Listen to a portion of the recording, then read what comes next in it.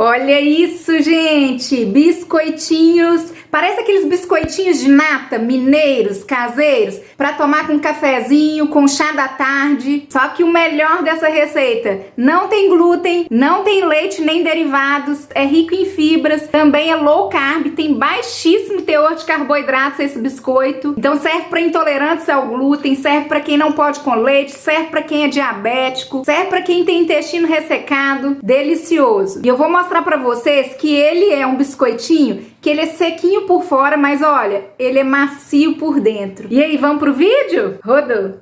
Para fazer essa receita, eu estou utilizando 2 ovos grandes, de aproximadamente 60 gramas cada um. É muito importante a gente ter noção do tamanho do ovo, para ver se ele não está muito pequeno ou muito grande. Porque o ovo, nesse caso, ele vai dar bastante quantidade de líquido na receita. Então, a quantidade de farinha vai depender da quantidade de líquidos. Então, é bom a gente ver mais ou menos se o ovo está próximo de 60 gramas. Lembrando que eu deixo todos os utensílios que eu utilizo nos vídeos no descritivo para vocês, caso vocês queiram adquirir. Então aqui a gente tem 2 ovos grandes e nós vamos bater eles bem até espumar levemente, para o biscoito não ficar com gosto residual do ovo.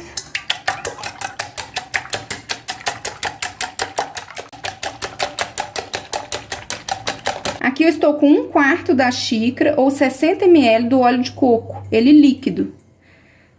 Se vocês não quiserem utilizar o óleo de coco, poderia ser a manteiga também. Aí a receita vai ter derivados do leite.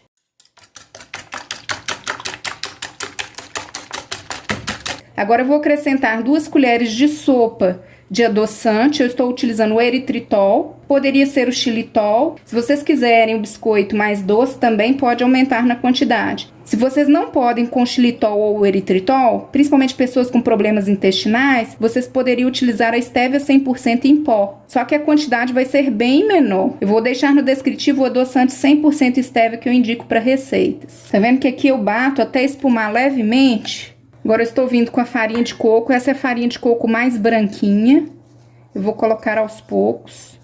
A farinha de coco, ela tem uma capacidade de absorver os líquidos da receita muito grande. Então aqui, se vocês quiserem trocar por outra farinha, a quantidade vai ser totalmente diferente. Então tem que testar.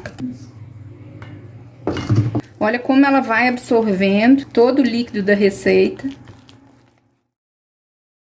Esse é o ponto da massa. Então vocês observem que é uma massa que ela dá para moldar sem grudar nas mãos, tá vendo? Agora nós vamos moldar os biscoitos.